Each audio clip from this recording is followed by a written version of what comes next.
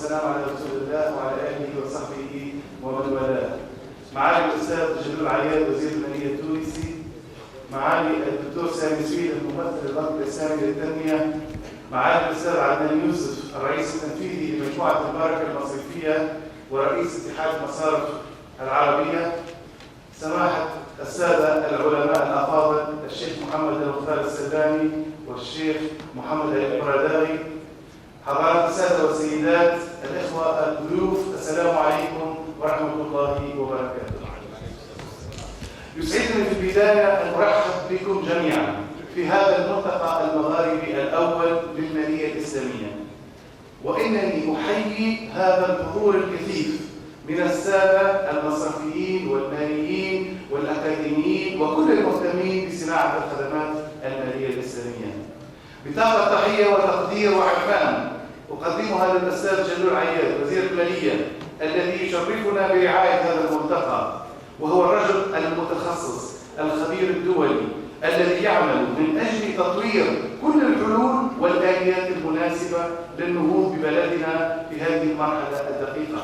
وأكبر دليل على ذلك ما صرح به سعادة الوزير اليوم في كلمته الافتتاحية من التوجه نحو وضع قانون متكامل خاص بالتمويل الإسلامي لوضع الآليات والمنتجات المالية الإسلامية في إطارها المناسب، وبشرنا بأن يكون هذا القانون جاهزا بإذن الله تعالى في نهاية السنة، فنتقدم إليه بكل الشكر والتقدير على هذه المبادرة.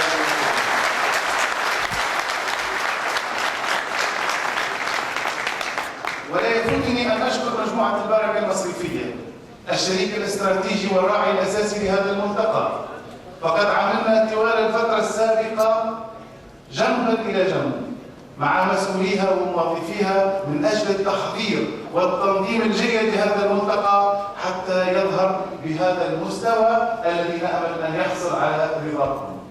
وكذلك أتقدم بخالص الشكر والتقدير لكل المؤسسات الراعية للملتقى، لا سيما مصرف الزيتونة بتونس، وبنك الاثمار بالبحرين،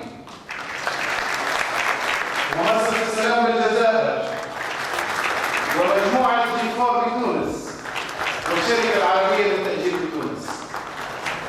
أيها الإخوة والأخوات، لا غرابة أن يأتي هذا الملتقى في تونس الثورة، في تونس الجديدة التي تستعيد مجدها وتبني مستقبلها بخبرات أهلها وخبرائها، مستلهمة هويتها وأصالتها، ومنفتحة على العالم بعزة وكرامة. إن تونس اليوم تواجه تحديات اقتصادية كبيرة، وهي تحتاج إلى بناء نموذج ومنوال للتنمية جديد ومبتكر، تحتاج إلى بناء مشروع تنموي قادر على استخدام الموارد الإنتاجية بكفاءة معتبرة وعالية، ورفع مستوى الأداء، وتصحيح التشوهات الهيكلية للاقتصاد، وتفعيل دور الأفراد للمشاركة الحقيقية في مسيرة التنمية، وكذلك الانتفاع بما تحققه هذه التنمية من نتائج تحقق لهم الرفاه والكرامة. إن تونس اليوم تواجه مشكلة الفقر والبطالة، وهي في هذا الحقيقة لا تختلف كثيرا عن باقي دول العالم الإسلامي. لقد بيّنت الدراسات أن 72% من الأفراد الذين يعيشون في الدول الإسلامية لا ينتفعون بأي تمويلات مصرفية تساعدهم للنهوض بواقعهم وتحسين ظروفهم المعيشية، وهذا يعود لأحد سببين اثنين: سبب خارجي وسبب داخلي. السبب الخارجي يتمثل في الحواجز التي تصد الأفراد والشركات وتبعدهم عن النظام المصرفي القائم، بحيث لا يمكنهم الاستفادة من أي تمويلات لعدم توافر الاختيارات أو الشروط التمويلية المفروضة. والسبب الثاني داخلي، وهو يتعلق ويخص الاعتبارات الذاتية والشخصية التي توجد لدى بعض الأفراد تمنعهم وتبعدهم عن التعامل بالفوائد الربوية المخالفة لمعتقداتهم. ومن هنا تأتي الحاجة الأكيدة لتطوير آليات تمويل للمشاريع تساعد على محاربة الفقر والبطالة، وتتميز بدرجة من الأخلاقيات العالية والاعتبارات الاقتصادية والاجتماعية دون الاقتصار على مجرد الربحية، على عنصر الربحية فقط.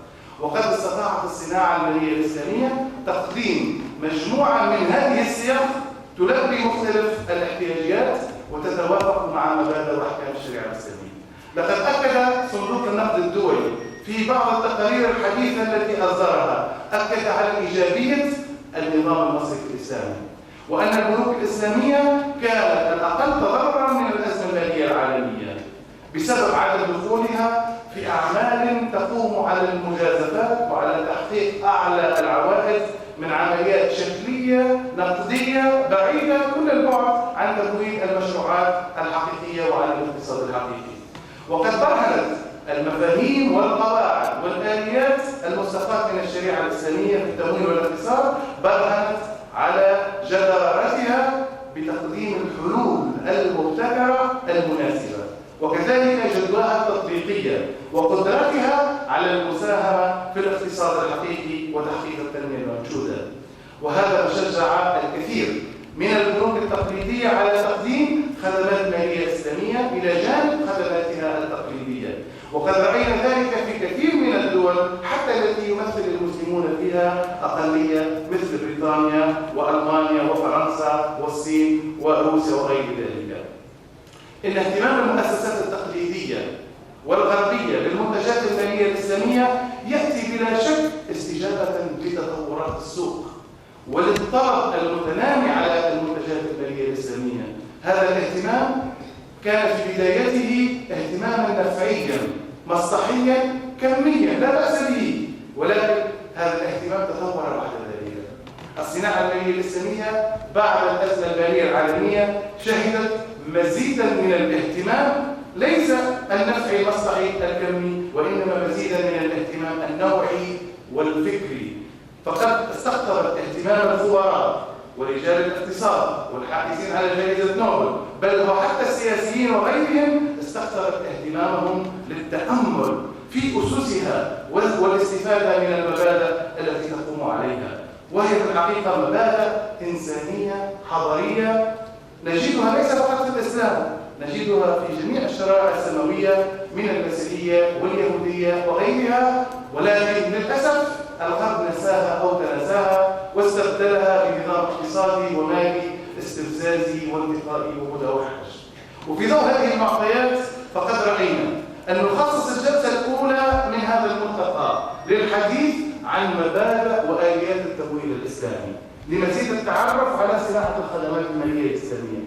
ولا يفوتنا في هذا الإطار الإشارة إلى أن البيانات والإحصاءات التي يرسلها المجلس العام للبنوك والمؤسسات المالية الإسلامية تظهر بأن المصرفية الإسلامية من أسرع قطاعات التمويل نمواً عالمياً، حيث بلغ حجم أصول البنوك الإسلامية التي تعمل بالكامل وفقاً للشريعة الإسلامية بلغ حجم أصولها ما يزيد عن 850 إلى 900 بليون دولار أمريكي بنسبة نمو تزيد عن 22%. هذا فقط البنوك الإسلامية بالكامل. إذا أضفنا إليها حجم الأصول الإسلامية التي تدار من النوافذ الإسلامية المنبثقة عن المؤسسات التقليدية فإن حجم الأصول الإسلامية سيزيد عن 1,300 بليون دولار، وهذا رقم كبير جدا في فترة وجيزة. وهذا لا يتضمن أيضا حجم الأموال المتداولة في شركات التأمين وإصدارات الصكوك والصناديق وغيرها. هذا فيما يخص الجلسة الأولى من الملتقى. الجلسة الثانية من الملتقى خصصناها للصكوك الإسلامية التي تعتبر أهم المنتجات المالية الحديثة التي ساهمت بها المؤسسات المالية الإسلامية واستخدمتها من أجل تنمية اقتصاديات الدول وتلبية احتياجات الحكومات والشركات في نفس الوقت وتمويل المشاريع الكبيرة.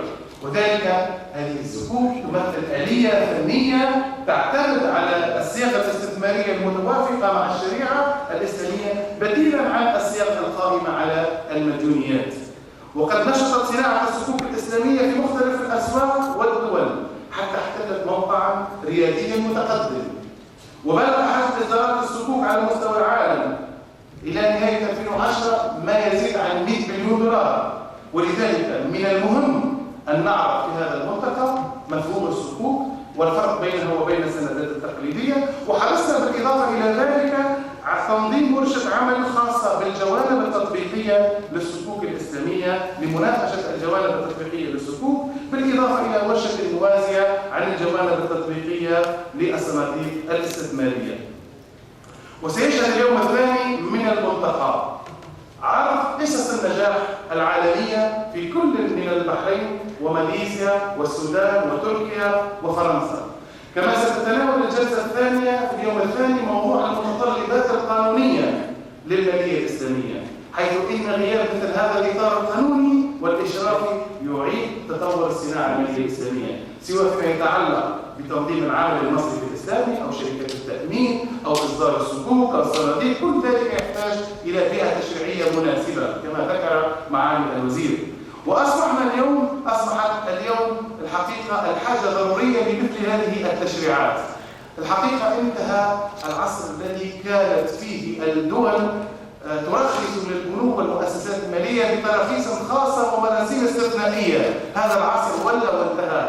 اليوم نرى أكثر من 30 دولة أصدرت تشريعات لاحتضان العمل المصرفي الإسلامي، وأصبحت الدول تتنافس لإيجاد البيئة التشريعية لاحتضان هذه الصناعة والاستفادة منها.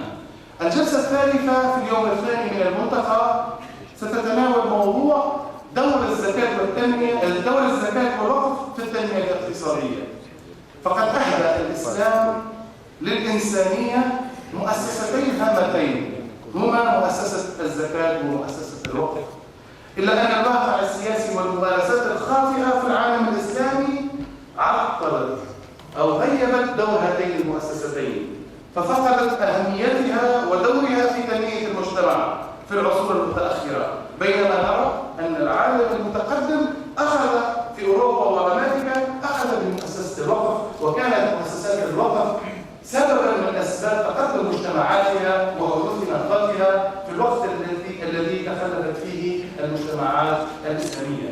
لقد استقر في نفوس الكثيرين أن أهداف وتحقيق التنمية هو دور الحكومة والدولة وليس دور المجتمع، وهذا ما أدى إلى انسحابهم من المشاركة الفعلية الحقيقية الفاعلة في شؤون الحياة العامة، كما أدى إلى إصابتهم بالداء السلبية وعدم الرغبة في عمل شيء إيجابي في المجتمع.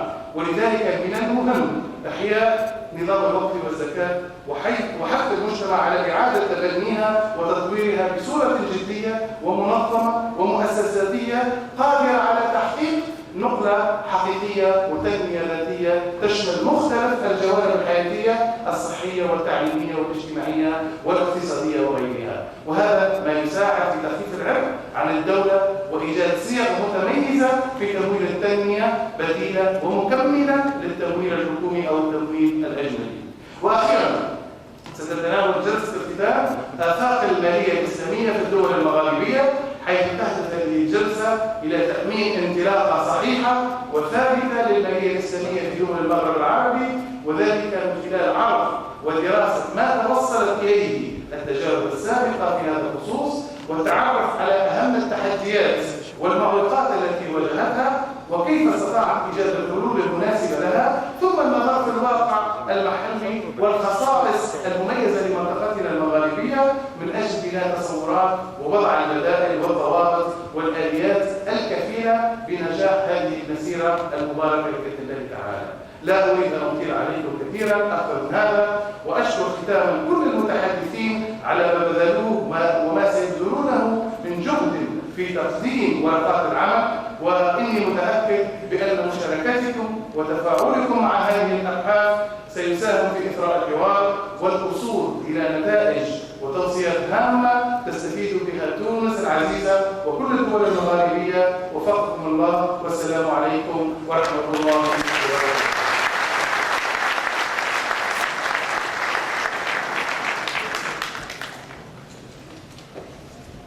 نعود بعد 4